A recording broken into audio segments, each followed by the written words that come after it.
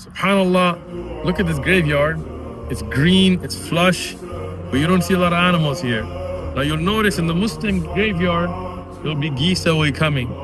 But if you go to the non-Muslim side, no animal goes there. The geese don't even go there. They stop at the Muslim side. Why? Because they can hear those people being punished. May Allah protect us from the punishment of the grave.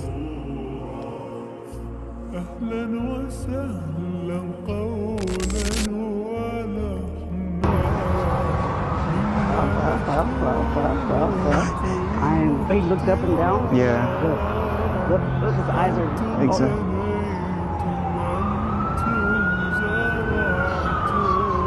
Her behavior just changed. Now she's nuts.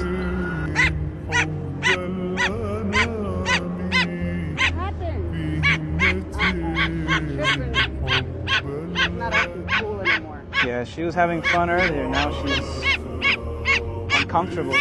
How tight is the grip on your hand? very. Yeah, she is looking down. Screams. She's looking down. Oh, she's getting scared.